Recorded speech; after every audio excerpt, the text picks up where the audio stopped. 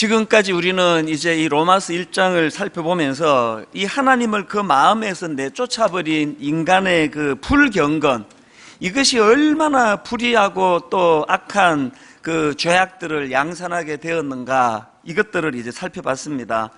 로마서 1장 24절부터 언급되는 이 성적인 타락을 필두로 해가지고 그 다음 26절부터 나오는 동성애 문제, 그리고는 이제 29절서부터 열거되는 수많은 이 죄악들의 양상을 보십시오. 곧 모든 불의, 추악, 탐욕, 악의가 가득한 자요, 시기, 살인, 분쟁, 사기, 악독이 가득한 자요, 수근수근하는 자요, 비방하는 자요, 하나님께서 미워하시는 자요, 능욕하는 자요, 교만한 자요, 자랑하는 자요, 악을 도모하는 자요, 부모를 거역하는 자요, 우매한 자요, 배약하는 자요, 무정한 자요, 무자비한 자라. 제가 이 구절을 쭉 읽다가 문득 무슨 생각이 들었냐 하면, 그냥 바울이 한 줄로 하나님을 떠난 인간의 결과가 엄청난 많은 죄악을 낳게 되었다, 이러면 되는데 이걸 왜 이렇게 그냥 길게 계속 열거하고 있느냐, 제가 생각해 보니까요, 바울이 그냥 이 불경건이 이런 악한 죄들을 낳았다 이러고 넘어가고 싶지 않은 거예요. 강조하고 싶은 겁니다. 하나님을 그 마음에서 내쫓은 인생은 이런 무서운 죄악들의 죄악의 열매를 낳을 수밖에 없다, 이걸 지금 바울이 강조하고 있다고 생각하는데, 신학적으로 이것을 이 전적 타락이라고 그렇게 이름합니다. 전적 타락이라는 것은 하나님으로부터 분리된 인간은 선한 구석이 하나도 없다, 그런 뜻이에요. 상대적으로 선해 보이고 착해 보이고 도덕적으로 있어 보이지만 본질적으로 선한 게 하나도 없다, 이게 전적 타락입니다. 바로 이제 이걸 강조하는 게 로마서 1장인데, 이렇게 죄의 결과물들에 대하여 자세하게 열거하던 바울이 급기야 로마서 1장의 결론을 어떻게 내리느냐, 맨 마지막 구절인 32절을 보십시오. 그들이 이 같은 일을 행하는 자는 사형에 해당한다고 하나님께서 정하심을 알고도 자기들만 행할 뿐 아니라 또한 그런 일을 행하는 자들을 옳다 하느니라. 바울이 지금 무슨 결론을 내립니까? 뭘 강조합니까? 이제 하나님 떠난 인생에 어떤 희망의 끈앞을도 없다, 우리는 이제 완전한 절망의 상태에 빠졌다, 그리고 이 절망의 상태에서 빠져나올 수 없다, 이게 바로 32절의 선언이에요. 이렇게 절망적인 결론을 선포하는 것이 로마서 1장인데요 그런데 저는요, 이 로마서 1장을 계속 읽고 묵상하다가 무슨 생각이 불쑥 들었느냐 하면은 영화가 떠오르는 거예요. 이 바이러스를 소재로 한 공포 영화. 지금 이제 우리나라가 메르스라고 하는 이 바이러스 때문에 국민들이 불안했더니까 인터넷에 많은 젊은 사람들이 이제 자기가 본 무슨 그 공포 영화, 이 바이러스를 소재로 한 그런 공포 영화가 떠오른다, 영가시가 떠오른다, 감기라는 영화가 떠오른다, 이런 글을 올리는 걸 제가 봤는데, 저는 로마서 1장을 읽으면서 그 영화들이 떠올랐습니다. 그 왜 그러냐 하니까요, 자, 여러분, 이 바이러스를 소재로 한 공포 영화에게는 거의 대부분의 그 공통된 패턴이 있습니다. 이 바이러스를 소재로 한 공포 영화의 첫 번째 공통점이 뭐냐 하면은요, 거의 영화 초반부, 중반부까지 이 바이러스가 얼마나 무섭고 강력한 것인가, 이거를 이제 설명하는데 시간을 다 보냅니다. 그래서 이제 이 바이러스는 접촉을 안 해도 공기를 통해서도 감염이 된다. 또 일단 한번 감염이 됐다 하면 치사율 100%, 이건 100% 죽는다. 이걸 막 무지무지 강조하는 게 이런 류의 영화의 공통점이에요. 또 두 번째 공통점이 뭐냐? 고칠 방도가 없다, 백신이 없다. 이게 두 번째 공통점이에요.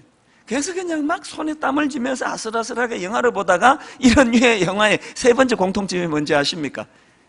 너무 싱겁게 끝나요. 보통 영화가 끝나기 한 5분 정도 남겨놓고 갑자기 주인공이 불가능하다던 그 백신을 어떻게 구하고 만들어내가지고 막 돌아가면서 주사 다 놓고 끝.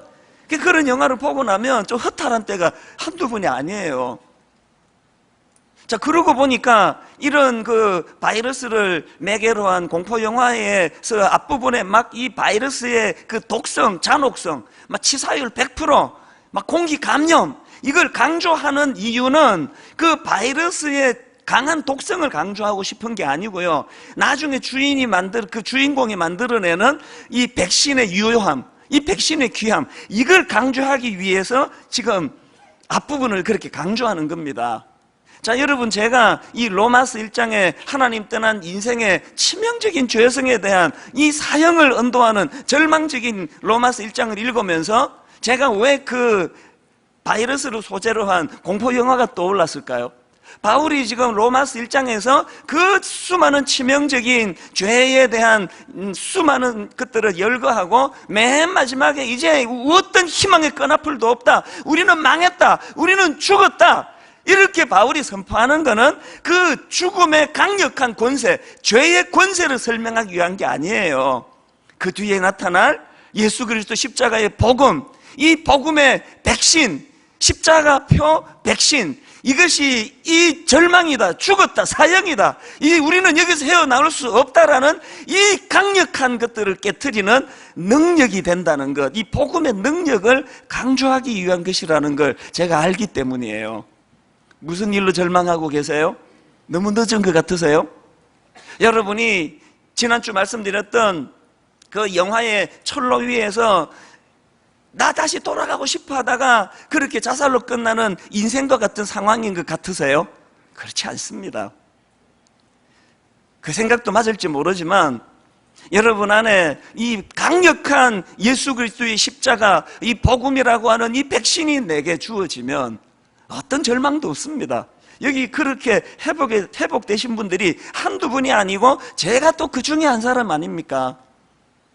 바울이 지금 로마서 1장에서 이 죄의 치명적인 독성을 지금 강조하고 있지만 우리는 그것을 읽으면서 이 무한한 은혜에 대한 감사, 은혜의 놀라운 능력, 그렇게 이것을 볼 수 있는 영안이 열려져 로마서 1장을 읽으셔야 됩니다. 그래서 여러분 겉으로 보기에 로마서 1장의 결론은 사형에 해당된다고 선포하는 32절이 이게 결론 같지만 사실은 여러분 로마서 1장의 결론은 중간부에 나와 있는 1장 16절 말씀, 내가 복음을 부끄러워하지 아니하노니 이 복음은 모든 믿는 자에게 구원을 주시는 하나님의 능력이 됨이라. 또 17절, 복음에는 하나님의 의가 나타나서 믿음으로 믿음에 이르게 하나니 기록된 바 오직 의인은 믿음으로 말미암아 살리라 한 것 같으니라. 이게 결론이고 이게 중심이고 이게 바울이 하고자 하는 핵심 메시지라는 겁니다. 이론으로서가 아니라 이 강력한 복음의 능력을 삶 속에서 맛보고 경험하시는 여러분 되시기를 바랍니다. 분명히 내가 철로 위에서 두 손 들고 절규했는데 주님이 포근히 나를 안아서 안전한 은혜의 폭으로 인도해 주시는 이 주님의 능력이, 사랑을 경험하는 것, 이게 복음입니다. 이제 오늘부터 살펴보게 될 로마서 2장도 같은 맥락으로 보셔야 되는데요. 로마서 2장에 보니까 이제 이 또 다른 양상으로 이제 내용이 전개되는 것을 볼 수가 있습니다. 1절을 한번 보십시오. 그러므로 남을 판단하는 사람아, 누구를 막론하고 내가 핑계하지 못할 것은 남을 판단하는 것으로 내가 너를 정죄함이니 판단하는 내가 같은 일을 행함이니라. 여기 나오는 이 판단하다라는 이 단어는 원어로 크리노라는 단어인데요. 이 단어는 이런 뉘앙스를 가지고 있습니다. 마치 재판관이 그 죄인을 심판하는 분위기예요. 자기는 의롭고 자기는 함부로 심판할 수 있고 그 상대방의 약점 허물에 대하여 정죄하고 비난하는 이런 마음의 상태, 이게 바로 크리노예요. 판단하다. 그래서 영어 성경에 보면 이 부분을 저지먼트라는 이런 단어를 쓰고 있습니다. 그런데 여러분, 여기서 중요한 것은 인칭의 변화예요. 그동안 우리가 살펴본 로마서 1장에는 나중에 유심히 보십시오. 계속 그 사용되는 인칭이 뭐냐? 그들이라는 이 3인칭 복수가 사용됩니다. 맨 마지막 결론 부분인 32절에도 마찬가지예요. 거기 보니까 그들이 이런 3인칭 복수로 이제 로마서 1장의 마무리를 정리를 하는데 바로 그 다음인 2장 1절의 인칭이 어떻게 변하느냐? 2장 1절을 다시 한번 보십시오. 그러므로 남을 판단하는 사람아, 누구를 막론하고 내가 핑계하지 못할 것은 남을 판단하는 것으로 내가 너를 정죄함이니 판단하는 내가 같은 일을 행함이니라. 인칭이 어떻게 바뀌었습니까? 2인칭 단수로 바뀌었네요. 그래서 이제 대부분의 학자들은 바울이 로마서 1장을 쓸 때에 염두에 둔 독자, 대상이 다르고 로마서 2장을 쓸 때에 염두에 둔 독자, 대상이 다르다, 그렇게 이야기합니다. 대부분의 학자들이 그렇게 이야기합니다. 로마서 1장은 이방인을 염두에 두고 하나님을 거부하던 이방인을 염두에 두고 쓴 장이고, 로마서 2장은 하나님을 믿는다 하지만 그 안에 복음이 없는 유대인을 겨냥해서 쓴 편지다, 2장이. 그렇게도 해석합니다. 이게 거의 학자들의 주류를 이루는 해석인데요, 요즘에 와가지고는 또 어떤 해석이 많이 나오는가 하면은 이거는 이방인 또 유대인의 문제가 아니고 자기는 온전하다, 자기는 거룩하다, 자기는 깨끗하다, 그렇게 심판관 노릇하려는 이 교만한 사람을 두고 2장 1절에서 너라고 지칭하고 있다, 뭐 이런 해석도 나오고 있습니다. 뭐 어느 쪽인지 상관없어요. 저는 목사니까요, 이걸 어떻게 적용하기를 원하는가 하면은 이 1장에서의 이 대상이 누구냐? 교회 바깥의 사람들, 하나님을 거부하는 사람들, 하나님을 알지 못하는 사람들이 로마서 1장을 읽어야 될 독자라고 한다면 로마서 2장은 어떤 사람일까요? 오늘 여기 앉아 계시는 저와 여러분, 그 중에서도 자기는 모태신앙이다, 난 3대째 예수 믿는다면서 그 내면에 복음이 없는 사람들을 겨냥해서 쓴 장이다, 이렇게 받으시면 그렇게 틀린 게 아니라고 저는 생각합니다. 저는 이제 이런저런 책들을 참고하고 자료를 보다가 보니까요, 어떤 책에서 이제 이 부분을 설명하면서 2장 1절을 이제 이렇게 이제 시작한다고, 바울이 지금 이방인들을 향해서 그들의 죄악을 쭉 이제 열거하다가 갑자기 시선을 바꾸어 가지고 유대인들을 향해, 그러므로 이 사람아, 방금까지 1장에서 열거했던 이 하나님 모르는 자들의 죄악도 심각하지만 그런 사람들을 보고 긍휼한 마음 없이 비판하고 정죄만 하는 너희들의 죄악도 보통 심각한 게 아닐세, 그런 뉘앙스를 담아가지고 바울이 2장을 지금 기록하고 있다는 거예요. 근데 여러분, 제가 그 책을 읽는데요, 이 한마디가 내 마음에 이렇게 탁 꽂혀버리더라고요.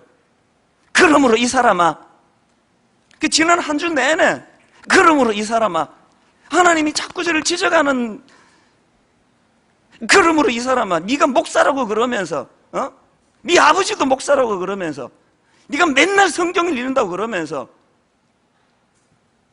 연약한 주변 사람들에 대하여 긍휼한 마음으로 그를 보듬지 못하고 네가 그렇게 비판하고 판단하고 정죄하는 그런 마음을 네가 가지고 있다면 너도 1장에서 열거되는 그 수많은 악한 짓을 저지르는 그들과 똑같은 인간이야. 제가 제 마음에 자꾸 그러므로 이 사람아, 그러므로 이 사람아. 그래서 오늘 설교 제목을 그렇게 아예 지워버렸습니다. 그러므로 이 사람아. 이거를 오해해서 읽으시면 안 됩니다. 주님이 거룩한 음성으로 그러므로 이 사람아, 이런 뉘앙스가 아니에요. 지금 여러분을 향해서 그러므로 이 사람아, 정신 차려. 그럼 따라해 보시겠습니까? 화난 얼굴로, 그러므로 이 사람아. 이렇게 생글생글 웃으시면 안 된다니까요. 화난 얼굴로.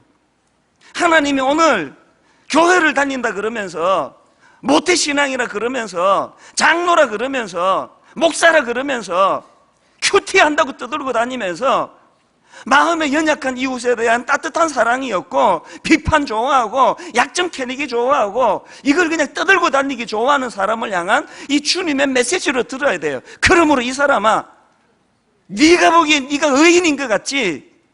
너의 그런 수근수근 비방하는 그런 행동이 네가 역겨워하는 저 세상 사람들하고 똑같은 거야, 이게. 그러므로 이 사람아. 저는 이 메시지가 하나님이 1차적으로 설교자인 저에게 경고의 말씀으로 주신 거라고 저는 믿습니다. 왜 이게 그렇게 크게 다가오는가 하면요, 오늘 현실적으로 교회를 한번 보십시오. 교회 안에 이 2장 1절의 이 비판이 얼마나 난무합니까? 제가 가슴 아픈 이야기를 가끔씩 들어요. 이 규모가 크지 않은 교회일수록 이런 아픔이 많은데요, 아예 저희처럼 확 커버리면 그게 좀 덜 할 수 있는데, 교회가 작으면 서로 얼굴 마주 보는 일이 훨씬 많은데, 교회 가려면 막 가슴이 두근거린대요. 그 김 권사님 때문에. 또 김 권사님이 내 옷 보고 뭐라고 또 지적하실까? 여기서 김 권사님은 우리나라 권사님을 통칭하는 그런 권사님입니다. 우리 김 권사님 또 상처받으니까 그럼 박 권사로 바꾸겠습니다. 이 교회 가는데 기쁨이 없어요. 또 뭐 누가 또 나 책 잡지? 뭐라고 또 그걸 하지? 우리 애를 가지고 또 뭐라고 또 수군거리지? 여러분, 복음이 죽어있는 교회일수록 이런 현상은 많습니다. 분당 우리 교회가 또 이 땅의 모든 교회들이 다시 복음으로 2장 1절에서 주님이 그러므로 이 사람아 그 추궁하고 책망하시는 그 아버지의 마음, 이 심정을 좀 회복하는 그런 교회들이 됐으면 좋겠습니다. 제가 이 1장을 쭉 묵상하다가 보니까요, 자기는 예수 잘 믿는다 생각하는데 사실은 복음이 죽어있는 사람들에게서 나타나는 특징이 뭐냐 하니까요, 자기 자신의 약점이나 죄에 대해서는 둔감해요. 또 상대방의 약점이나 죄에 대해서는 굉장히 민감한 태도를 가지는 특징이 있더라고요. 자, 그러면 왜 이런 특징이 나타나느냐? 왜 자기에 대해서는 그렇게 둔감하면서 상대방의 죄에 대해서는 이렇게 민감하냐? 예수님이요, 산상수훈에서 바로 이 부분을 설명하시는 대목이 나오는데 참 재밌는 게 뭐냐 하면은, 지금 로마서 2장 1절에 나오는 이 판단하다라는 단어가 헬라어로 크리노라는 단어라 말씀드리지 않았습니까? 산상수훈 7장에서 주님이 이 크리노라는 단어를 가지고 그렇게 경고의 메시지를 주는 대목이 나오는데, 자, 보시겠습니까? 마태복음 7장 1절 2절입니다. 비판을 받지 아니하려거든 비판하지 말라. 너희가 비판하는 그 비판으로 너희가 비판을 받을 것이요, 너희가 헤아리는 그 헤아림으로 너희가 헤아림을 받을 것이니라. 여기 반복해서 나오는 비판이라는 단어가 바로 크리노예요. 그러니까 지금 산상수훈에서 마태복음 7장에서 예수님이 오늘 이 본문 로마서 2장 1절의 그 흐름, 그 연장선에서 지금 말씀을 주시는 그런 느낌으로 받으시면 됩니다. 이것을 바닥에 깔고 그 다음 예수님이 지적을 한번 들어보십시오. 3절부터 5절까지. 어찌하여 형제의 눈 속에 있는 티는 보고 내 눈 속에 있는 들보는 깨닫지 못하느냐? 보라, 내 눈 속에 들보가 있는데 어찌하여 형제에게 말하기를 나는 내 눈 속에 있는 티를 빼게 하라 하겠느냐? 외식하는 자여, 먼저 내 눈 속에서 들보를 빼어라. 그 후에야 보고 형제의 눈 속에서 티를 빼리라. 예수님이 지금 과장법을 구사하고 계시는데요, 왜 여러분 자기에 대해서는 그렇게 그냥 그 죄나 또 허물은 그렇게 아주 관대하고 그 상대방에 대해서는 그렇게 포악하게 반응하느냐? 자기 눈 속에 들보가 들어있어. 그랬대. 이 들보는 영어 성경으로 보면은 이 빔이라는 단어가 되어 있는 걸 아실 텐데요, 이거는 건축 재료예요.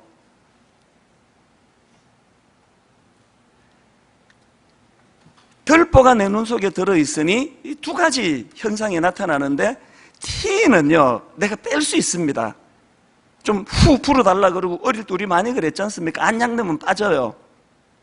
들보는 내 자력으로 뺄 수 있는 게 아니에요. 그리고 또 한 가지, 들보가 내 눈을 장악하면 사물을 왜곡되게 봐요. 모든 게 다 왜곡이 돼요.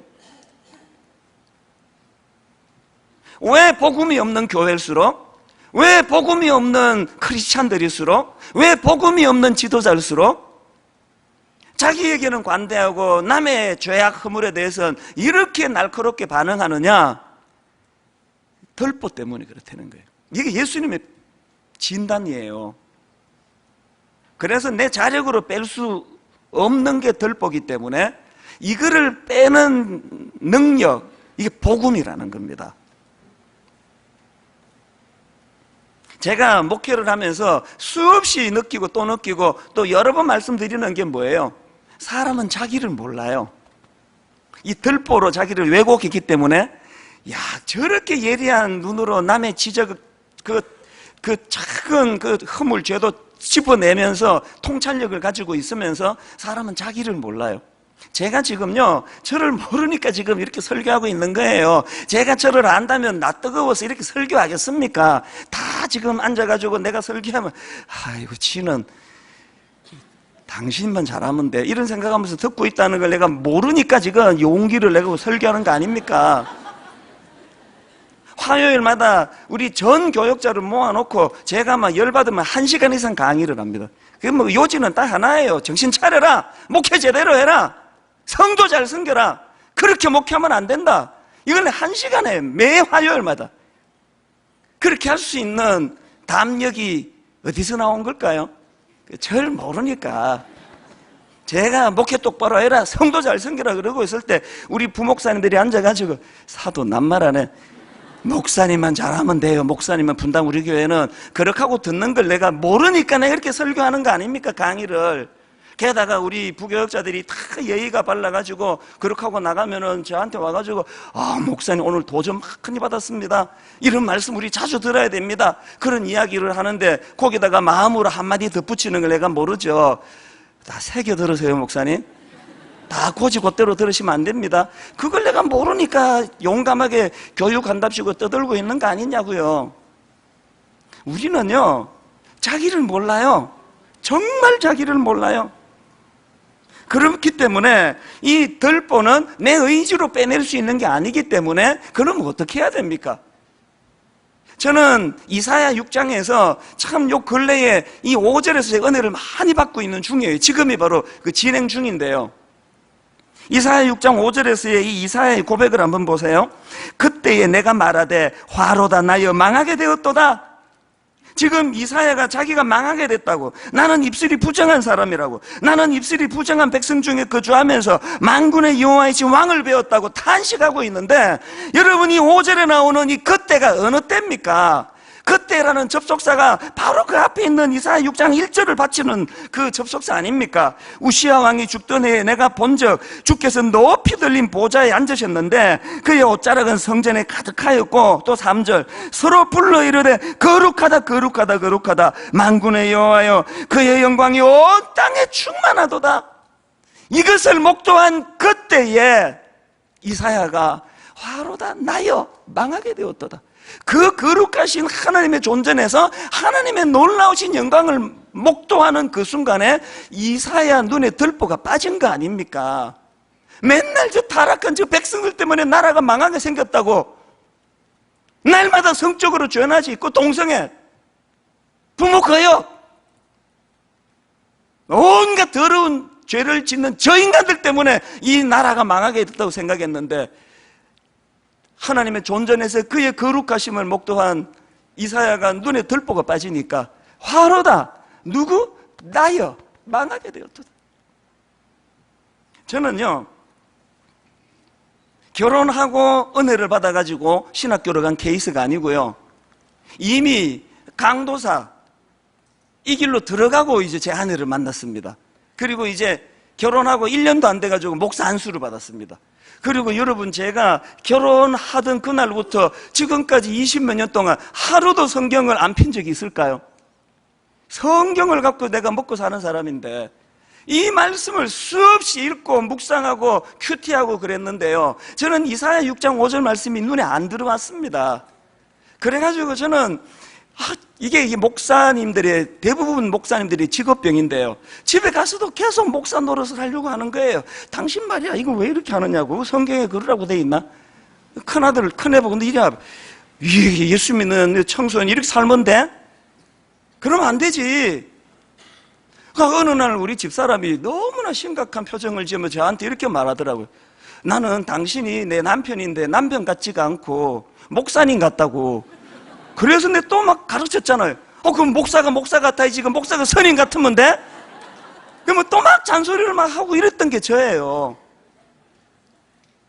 그랬는데 제가요, 이사야 6장의 은혜를 받은 거예요. 어느 날 제 안에 들보가 빠졌습니다. 우리 가정 안에서.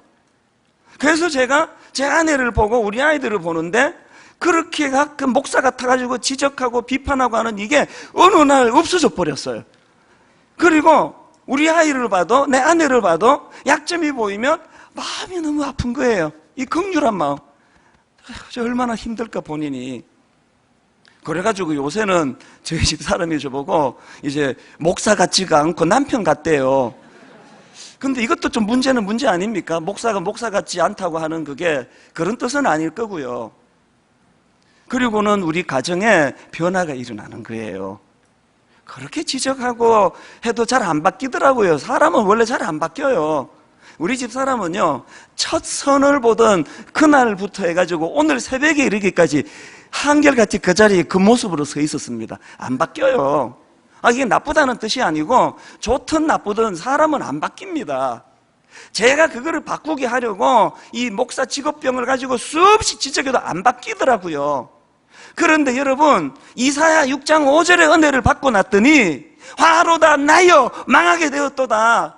눈에 들보가 빠지니까 그거를 긍휼한 마음으로 바라보니까 내 아내가 바뀐 게 없고 내가 바뀐 게 없는데 가정이 바뀌어요. 우리 요새 신혼으로 사는가 하세요? 너무 달라지고 있습니다. 직접 물어보세요.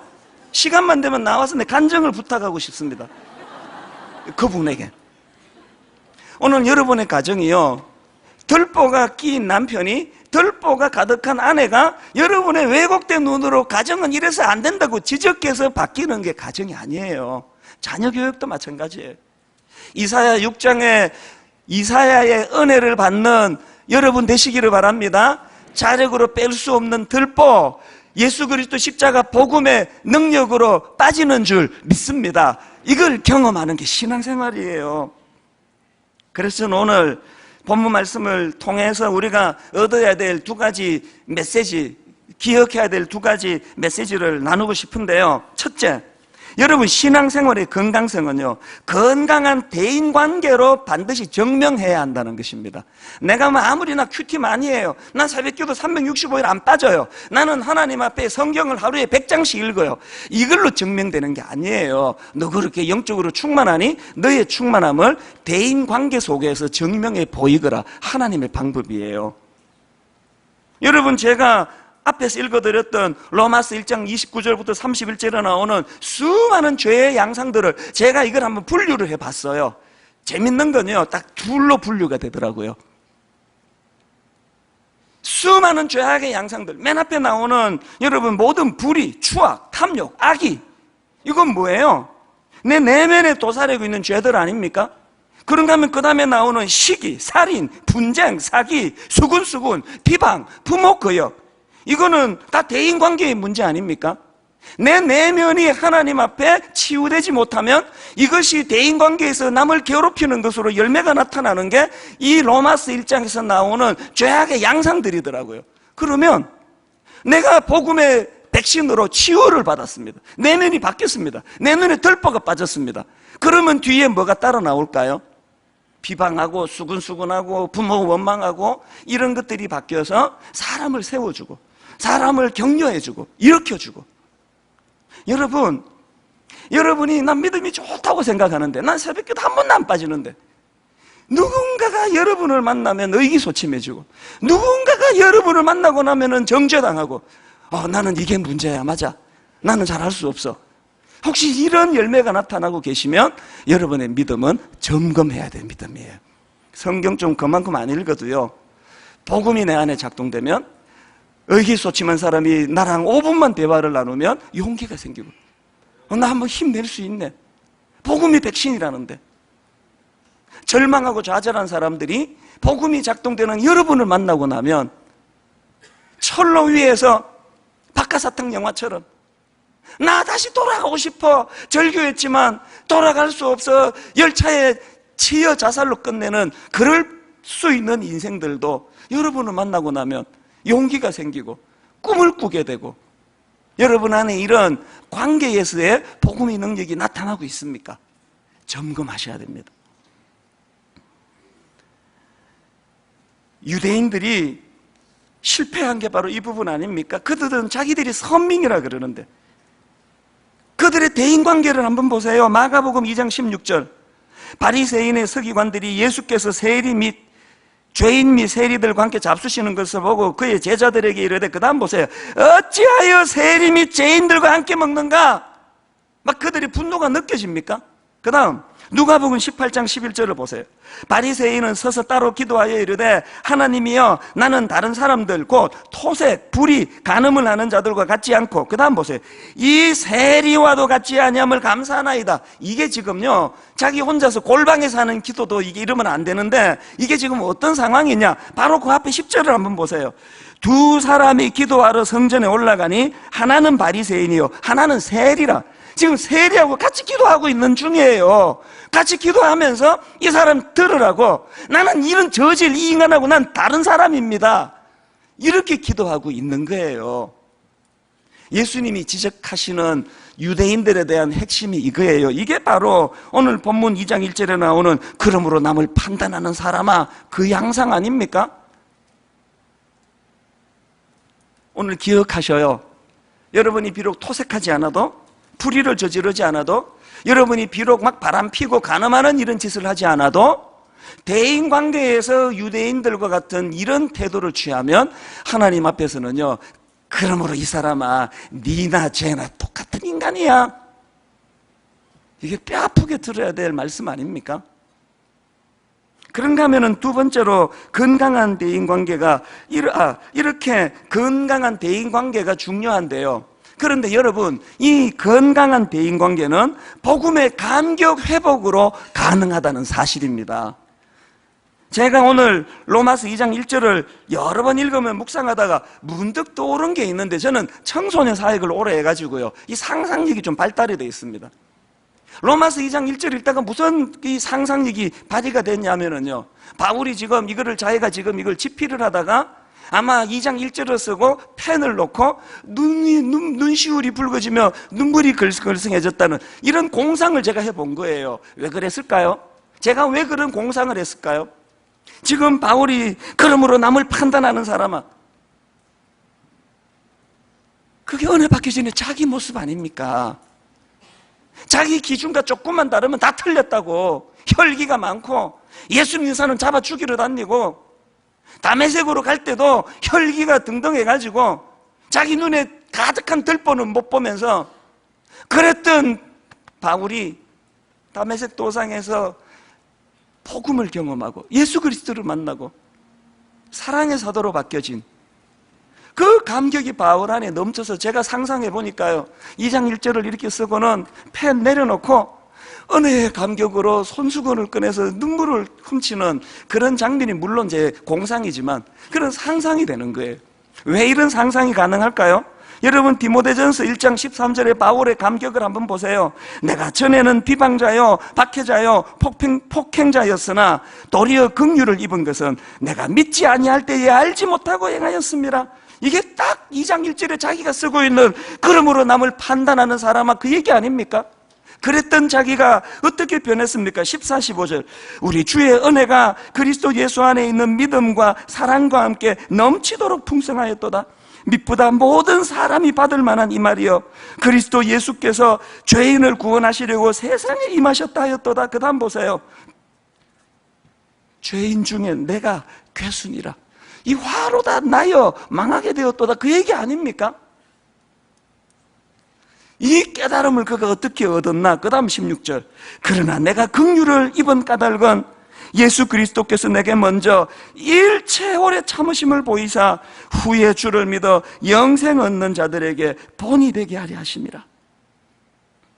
자다가 일어나도 마음이 감격이 되고, 내가 늘 남을 정죄하고 비판하고 내 가장 가까운 아내에게, 남편에게, 내 부모에게, 내 자식에게, 내 며느리에게, 내 시어머니에게 날마다 네가 문제라고, 당신 때문이라고, 자기도 평안이 없고 자기 만나는 주변 사람 모두가 평안이 없는 그런 대인관계 삶을 영위하다가 은혜 받고, 아니야, 죄인 중에 내가 죄인 중에 괴수라.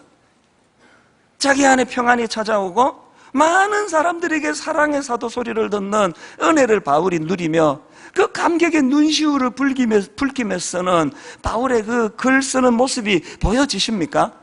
오늘 여러분 무슨 일로 마음이 그렇게 혈기가 많으세요? 울분이 무슨 일로 그렇게 많으세요? 은혜 받으시기 바랍니다. 여러분 지금 그 중동에서 다녀온 한 사람으로 말미암아 우리가 지금 여러분 이렇게 지금 온 나라가 지금 메르스라는 바이러스 때문에 부들부들 떨게 된 게 뭐예요? 이 전파력 때문 아닙니까? 전파력 얼마나 강력한지 그것만 보이세요? 여러분 저는 신문을 보면서 그것만 보이지를 않아요. 이 육적인 전파력을 가진 메르스라는 바이러스만 보이는 게 아니고 어느 인간 내면에 하나님을 두기 싫어하는 인간의 그 죄성의 전파력, 울분과 분노의 전파력, 끊임없이 네 때문이라고 손가락질하고 비난하는 이 비난의 전파력이 대한민국을 뒤덮고 있는 거 왜 안 보이느냐고요. 이 성적 타락의 전파력, 손을 쓸 수 없는 지금 가정이 붕괴되는 이 무서운 전파력, 이 왜 안 보이시느냐고요. 진짜 우리에게 필요한 것은 예수 그리스도 십자가로 만든 십자가표 복음이라는 백신입니다. 아버지 복음으로 치유받기를 원합니다. 이렇게 우리가 이 악한 죄악의 바이러스가 복음의 백신으로 치유가 되면요, 소극적으로는 이제 더 이상 심판자 노릇 안 합니다. 넌 이게 잘못됐고, 넌 저게 잘못됐고, 너 이거 고쳐야 돼. 저 교회는 이것 때문에 망해. 이 교회는 이거 안 고치면 안 돼. 심판자의 자리에서 내려와 화로다 나여 망하게 되었도다. 여러분 오늘 이웃사랑의 날이에요. 저는 분당 우리 교회가 남을 판단하고 정죄하는 자리에서 벗어나서 너무나 아름답게 이웃을 섬기는 성도들이 많은 걸 너무나 자랑스럽게 생각합니다. 여러분 오늘 나누어드린 이웃사랑부에서 만든 이 브로셔를 보세요. 예수의 옷을 입고 세상 속으로, 이 타이틀 브로셔 한번 보세요. 우리 교회 이웃사랑분과안에 이웃사랑부 복지재단이 얼마나 아름답게 지금 세상을 지금 섬기고 있습니까? 예수의 옷을 입고 긴급구호뱅크부, 노인섬김부, 청소년섬김부, 돌봄봉사부, 생활봉사부, 복지시설부, 또 복지재단 안에 아동센터, 지역아동센터, 다문화센터, 에듀투게더, 컬처투게더, 주간보호센터, 복지회관, 한마음복지관, 아름다운 가게, 다문화카페, 이 수많은 기관들을 우리 성도님들이 다 지금 눈물로 섬기고 있는 거 아닙니까? 그 중에서 저는 오늘 두 가지를 좀 강조해 드리고 싶은데요. 여러분 그 모든 성도님들에게는 다 못 드렸어요. 이걸 받으신 분이 계실 텐데 이 통장 모양으로 해놓은 이게 뭘 설명했느냐, 이 긴급구호뱅크에 대한 설명을 여기다 하고 있습니다. 지난 2014년도에 생활고에 시달린 송파의 세 모녀가 70만 원 남겨놓고 목숨을 끊은 그 사건을 보면서 제 스스로가 잠을 이루지 못하는 자괴감에 빠졌습니다. 많은 크리스찬들이 그랬습니다. 남산에 올라가서 보면은 대한민국 십자가를 서울시내 다 들이퍼부었는데 이 땅의 모든 교회들이 자기 지역에 있는 송파 세 모녀들을 섬겼다면 이런 일은 일어나지 않았을 텐데, 그 반성으로 우리 교회에서 긴급구호뱅크를 시작한 거예요. 그해 특세에 우리 한번 이 일을 좀 하자 그랬더니 그때 여러분들이요 특세 마치고 3억 4천만 원이라는 큰 헌금을 해주셔가지고 이걸 시드머니로 이웃사랑분과와 이제 교회 바깥에 있는 종교를 불문하고 우리가 이분들을 좀 섬기자 그랬는데, 그때 제가 통장 번호 하나를 여러분께 홈페이지에도 남기고 주보에도 남겼는데요, 세상에 여러분 그 후로 지난 8개월 만에요 무려 822명의 성도들이 십시일반해가지고 2억 8천만 원의 헌금을 은행 계좌로 해주셨어요. 그래서 지금 여러분 차상위 계층이라고요, 서류적으로 정부의 도움을 받을 수 없는, 그러나 송파 세 모녀처럼 죽음이 지금 임박한 절박한 분들을 100만 원 단위로 해가지고 우리가 지금 이것을 섬기고 있습니다. 그리고 또 하나가 이삭죽기 헌금이에요. 이 긴급구호뱅크가 교회 바깥의 이웃을 섬기는 헌금이라면 이삭죽기는 교회 안에 우리 성도들 어려운 이웃을 섬기는 거예요. 이것도 작년 1월 신년 헌금 때 이 헌금 좀 하자 그랬더니 여러분이 3억 4백만 원을 헌금해 주셨어요. 이걸 시드머니로 했고요. 그리고 또 역시 이 이삭죽기 헌금 번호를 불러드렸더니 여러분 1158명이 여기에 동참해가지고 3억 3천만 원의 헌금을 했습니다. 그래서 그 시드머니와 이걸 합해가지고요, 지금까지 어려움으로 절망 중에 있는 우리 교회 성도 어려운 분 5억 1천만 원을 썼습니다. 몇 명이 살아났을까요? 몇 가정이 살아났을까요? 저는요, 그 통장에 나오는 내역을 보면서요, 부자 두 사람이 한 분은 1억 3천, 한 분은 2억, 그래서 3억 3천 마련되지 않은 걸 난 너무너무 감사해요. 1158명이 십시일반으로 몇 천원 원수부터 몇 만원에 이르기까지 함께 마음을 모아가지고, 로마서 2장 1절의 이 정신이 단순히 이제 난 비판 안 할 거야, 소극적인 자리에 머무는 게 아니고 사람을 살려내고 생명을 살려내는 교회로, 그래서 분당 우리 교회 홈페이지에 또 우리 주보에 2 계좌번호를 드릴 거예요. 우리 어린아이들에게도 가르치세요. 몇 백 원도 좋고 금액의 문제가 아니에요. 주님의 사랑을, 생명을 살리는, 이게 복음의 백신을 받은 사람의 자세임을 가르쳐야 된다는 것. 저는 오늘 여러분 우리 이웃사랑분과에서 만든 동영상, 이거 보여드리는 것으로 오늘 말씀의 결론을 맺으려고 합니다. 내용을 보시고 오늘 설교를 머리에 담으시고 우리 같이 보시도록 하겠습니다.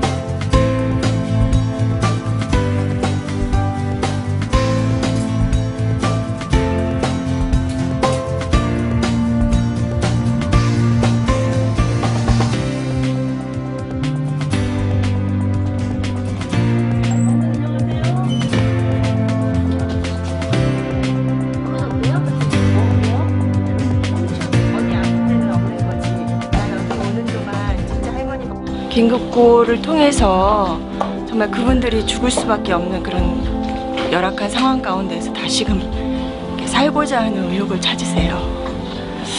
그럴 때마다 이 사역이 얼마나 귀한지 다시금 깨닫게 되고, 그분들은 정말 그때 그 시간에 누군가의 도움이 너무나 필요했었는데 그 도움이 있었기 때문에 다시 자기가 살게 됐다고 그 감사를 표현하실 때는 저희들이 그 무게를 감당할 수가 없어요. 옛날에 제가 한 2년 동안 쉬는 바람에 집적인 집세도 못 내고 이런 형편 아주 어려웠던 진짜 힘들었어요. 이러고 있으니까 진짜 행복해요. 예, 월급 타면 또 내 조그만 월급이지만 또 이 계획이 있고 그러니까 그래서 또 만약에 그거 안 해줬으면은 내가 직장을 다닐 수도 없고 그 교회에서 이렇게 또 주시고 진짜 감사하죠. 우리 주위에는 공공의 제도나 법적 지원에 제한된 기준으로 인해서 어느 곳에서도 도움을 받을 수 없는 그 사각지대 노인 대상자들이 많이 있습니다. 작년 11월부터 분당 우리 교회에 긴급구호 뱅크가 생기면서 사각지대 노인 대상자들이 즉각적으로 도움을 주고 위기 상황에서 벗어날 수 있는 그런 돌파구를 마련해 줄 수 있게 되었죠. 이러한 긴급구호 뱅크의 사역들이 앞으로도 지역사회에서 더 큰 영향력으로 어려움에 처한 이웃들에게 생명을 살리고 그들의 삶의 위로와 용기를 줄 수 있는 사역으로서 역할이 더욱 기대가 됩니다.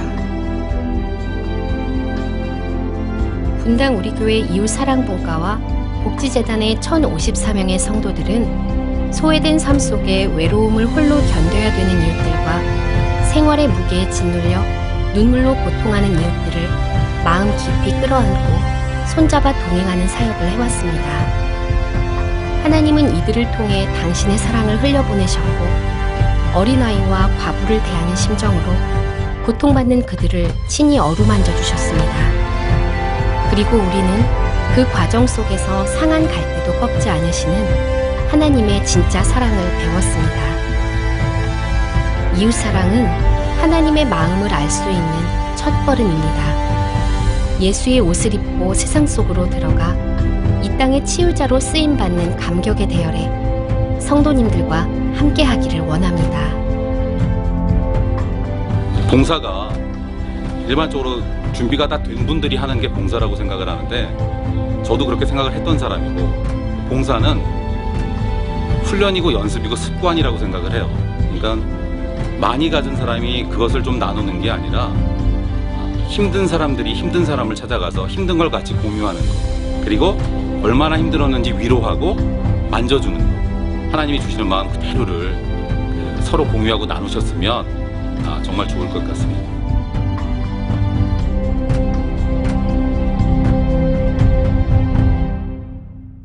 오늘 우리 말씀을 생각하시면서 왜 다 자리에서 일어나 보세요. 의지적으로 결단하며, 하나님, 오늘 말씀 듣고 내 마음에,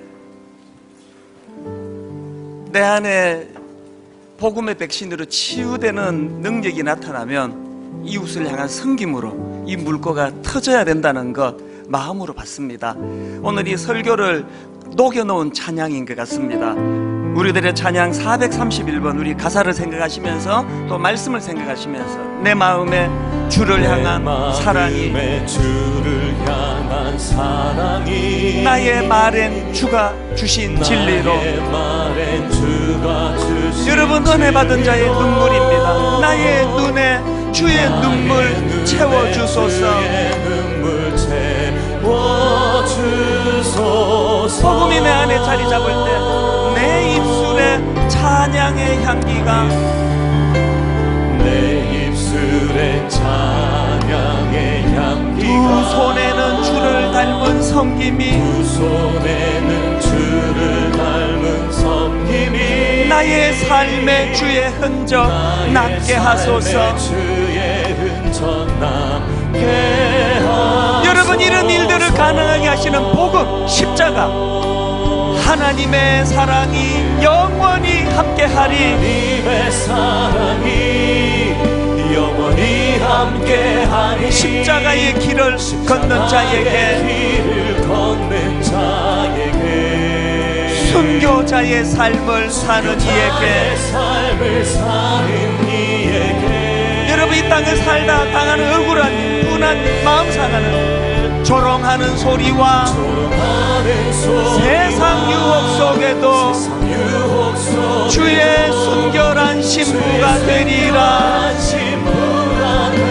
내 생명 주님께, 내 생명